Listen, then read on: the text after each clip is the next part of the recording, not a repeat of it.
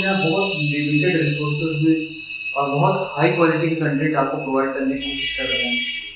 वो बात और है कि कुछ हमारे सब्सक्राइबर्स कभी कम हो रहे हैं, कभी ज़्यादा हो रहे हैं, वो अप्स एंड डाउन होते रहते हैं। ठीक है, बट ये है कि अगर आप ऐसे सपोर्ट करते रहोगे जैसे आप लोग सपोर्ट कर रहे हो, तो मे भी हम लोग आपको और एलीट क्वालिटी का और अच्छी क्वालिटी का कंटेंट प्रोवाइड कर सकेंगे और हम अपने आप को बेस्ट कर सकेंगे। वो मुझे मालूम है कि दो तीन चीज़ें ऐसी है जो थोड़ी सी हमारे पास अभी थोड़ी सी सही नहीं है, उस लेवल की नहीं है, अप टू द मार्क की, जैसे हमारी वीडियो क्वालिटी मैं एक्सेप्ट करता हूँ उस बात को। बट मैं आपसे वादा करता हूँ कि अगर आपने ऐसे ही सपोर्ट किया जैसे इधर कर रहे हैं, तो श्योर हम और अच्छी तरीके से रिप्रेजेंट कर पाएंगे और प्रेजेंट कर पाएंगे कंटेंट आपको। चलिए आज का वीडियो स्टार्ट करते हैं। टॉपिक जैसे मैंने बताया आपको functions of money, sorry functions of money तो हमारा पहला वाला था। ठीक है, उसमें भी यहाँ अगर किसी को डाउट हो तो लिंक डिस्क्रिप्शन में उसका दे दूंगा, आप जाके वहां पर क्लियर कर सकते हो। आज हमारा है topic functions of RBI. RBI पता ही होगा, हमारा रिजर्व बैंक ऑफ इंडिया। ये जो हमारा आरबीआई है ये कंट्री का सेंट्रल बैंक कहलाता है। सेंट्रल बैंक वो बैंक होता है जो कि कंट्री में बहुत सारे फंक्शंस को करता है, जैसे कि एक तो वो मेन बैंक है यानी कि वो हेड बैंक होता है, उसी के असिस्टेंस में सारे बैंक चलते हैं। ठीक है, और इसके और भी जितने फंक्शंस है वो यहाँ मैंने बताने की कोशिश की है। चलिए स्टार्ट करते हैं। सबसे पहला फंक्शन होता है आरबीआई का इश्यू ऑफ बैंक नोट्स, यानी कि आरबीआई का सबसे पहला काम होता है कंट्री में बैंक नोट को छापना या चलाना। अब मैं नोट ही क्यों बोल रहा हूँ, सिक्के क्यों नहीं, क्योंकि सिक्के इशू करने का काम सेंट्रल गवर्नमेंट का होता है, यानी कि सेंट्रल गवर्नमेंट की फाइनेंस मिनिस्ट्री का। जो फाइनेंस मिनिस्ट्री होती है यानी कि वित्त मंत्रालय, इसका काम होता है सिक्के इशू करने का। और 1 रुपए का जो नोट आता था वो भी, बाकी जो बैंक बाकी नोट्स होते हैं, जो बाकी बैंक नोट्स होते हैं, ये आरबीआई ही इशू करती है। तो सबसे पहला फंक्शन होता है इशू ऑफ बैंक नोट्स, यानी कि बैंक नोट्स को इशू करने का फंक्शन होता है आरबीआई का। देखा हो तभी नोट पे लिखा होता है रिजर्व बैंक ऑफ इंडिया, इसीलिए। और उस पर गवर्नर के साइन भी होते हैं नीचे, जो गारंटी देते हैं कि आपको उस नोट में जितनी वैल्यू लिखी है उतनी वैल्यू का आपको सामान्य सर्विस मिलेगी। ये हमारा हो गया फर्स्ट फंक्शन। इसके बाद बात करते हैं सेकंड फंक्शन की, जो कि है बैंकर टू द गवर्नमेंट। अब जैसे मान लीजिए हमें बैंकिंग सर्विस चाहिए, तो बहुत सारे बैंक हैं, स्टेट बैंक ऑफ इंडिया है, बैंक ऑफ बड़ौदा, बहुत सारे बैंक हैं जिनसे हम बैंकिंग सर्विस लेते हैं, अपना अकाउंट खुलवाते हैं। अब गवर्नमेंट को कौन देता है बैंकिंग असिस्टेंस या बैंकिंग की सर्विस, वो देने का काम होता है हमारे आरबीआई का, रिजर्व बैंक ऑफ इंडिया। यानी आरबीआई जो है गवर्नमेंट का बैंकर होता है।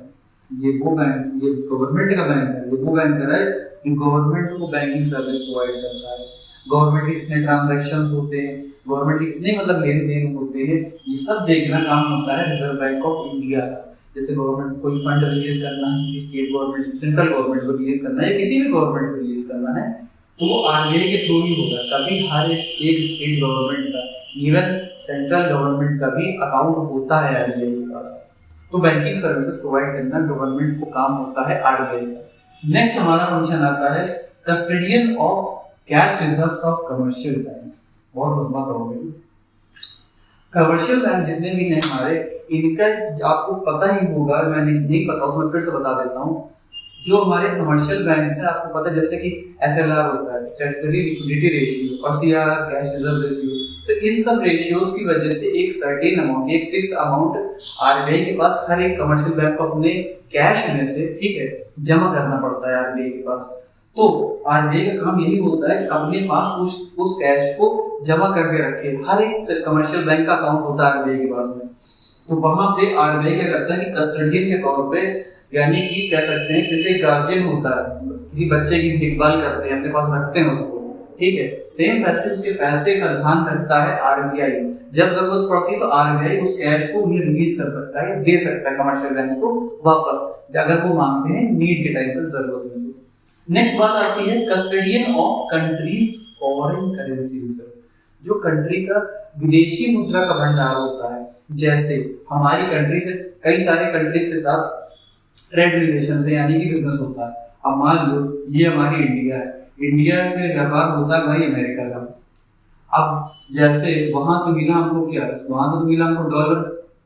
अब जितना भी डॉलर आती करेंसी, ये कौन रखता है अपने पास, मतलब ये जरूरत के समय पे जब वो डील करने के लिए फॉरेन करेंसी ही चाहिए होगी, अगर हमें अगली कंट्री के साथ डील करना है तो, यानी कि बिजनेस करना है तो उस फॉरेन करेंसी की नीड जब पड़े या फिर जब क्राइसिस हो, जरूरत पड़ जाए या प्रॉब्लम आ जाए, तो उस समय जो हमारा आरबीआई है ये प्रोवाइड करके उस जरूरत को पूरा करता है या उस प्रॉब्लम को दूर करता है। आरबीआई के पास फॉरेन करेंसी का रिजर्व होता है, कह सकते हैं भंडार होता है, जो जरूरत के समय वो रिलीज करके मदद कर सकता है, जिससे कि स्मूथली आराम से फॉरेन ट्रेड चलता है।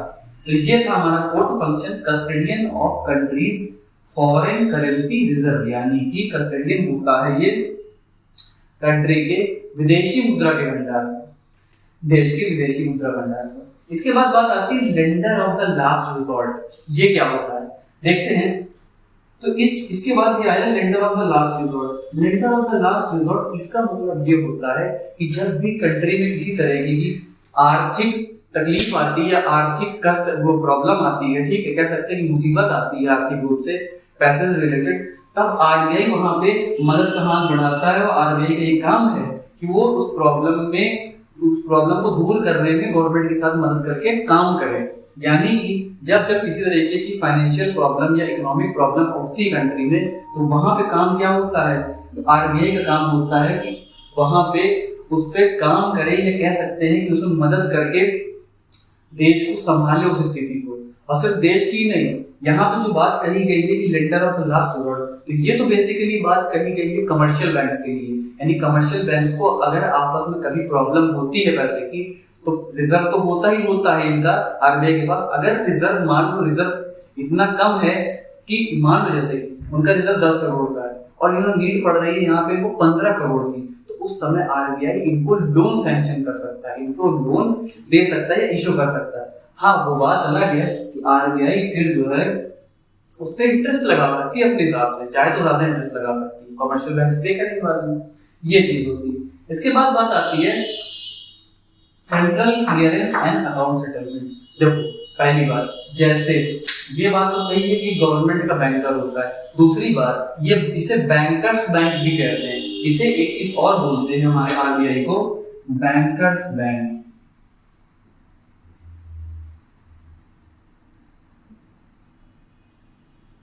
यानी कि जितने भी बैंक हैं उनको भी बैंकिंग की फैसिलिटी या सुविधा देता है आरबीआई। यानी कि जैसे दो बैंक्स के बीच में अगर आपस में लेन देन में कोई प्रॉब्लम हो रही है या फिर कोई अमाउंट सेटल करना है, कोई लेन देन का पैसा देना या लेना है, तो वहां पे आरबीआई की मदद से वो क्लियर कर सकते हैं। फॉर एग्जाम्पल, मैंने किसी पर्सन को, मान लो मेरा अकाउंट बैंक ऑफ बड़ौदा में, मैंने चेक इश्यू कर दिया उसको, और उस दूसरे पर्सन का जो खाता है या अकाउंट है वो एसबीआई में है, तो क्या होगा, एसबीआई में नहीं, चलो कोई दूसरा बैंक मान लो इंडियन ओवरसीज में, मैंने तो चेक दे दिया, तो होगा क्या, वो चेक जाके अपने अकाउंट बैंक में जमा कर देगा ब्रांच में।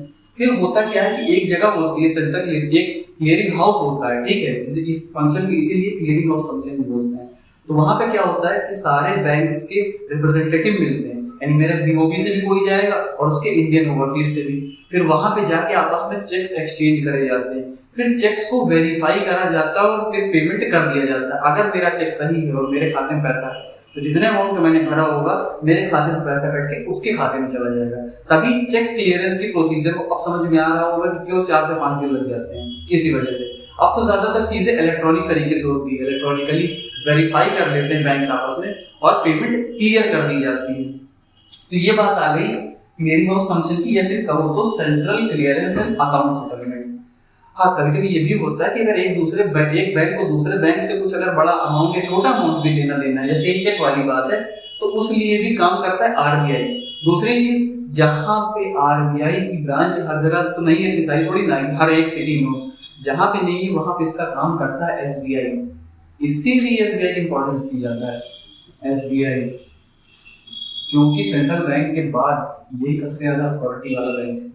लास्ट फंक्शन आता है controller of credit. Controller of credit का मतलब ये होता है कि कंट्री में जितना भी लोन वगैरह इशू होते हैं, किसी भी तरह के फाइनेंस प्रोवाइड किया जाता है क्रेडिट बेसिस, जैसे लोन हो गया, कैश क्रेडिट हो गया, ठीक है, या किसानों को जैसे लोन मिलता है, बहुत तरह के लोन होते हैं, होम लोन होता है, एजुकेशनल लोन होता है, जितने भी तरीके के ये क्रेडिट होते हैं यानी कि लोन होते हैं, कर्ज होते कितने भी तरीके के जो बैंक इशू करते हैं या सैंक्शन करते हैं अपने कस्टमर को, तो उन पे भी कंट्रोल होता है आरबीआई का। यानी कि आरबीआई कुछ चीजें होती है जैसे repo rate, reverse repo rate या बैंक रेट, इन सब में चेंज करके जो क्रेडिट फंक्शन होता है कंट्री में, यानी जो क्रेडिट मार्केट में चल रहा है, यानी कि मार्केट में जो लोन वगैरह दिए जा रहे हैं बैंक के द्वारा, उन पे पूरा पूरा असर डाल सकता है आरबीआई चाहे तो। इसीलिए कंट्रोलर ऑफ क्रेडिट बोलते हैं। दूसरी एक चीज ये एक और तरीके समझ लो आरबीआई के बारे में कि आरबीआई जो होता है कंट्री के मॉनेटरी पॉलिसी पे नजर रखता है, साथ साथ में कंट्री में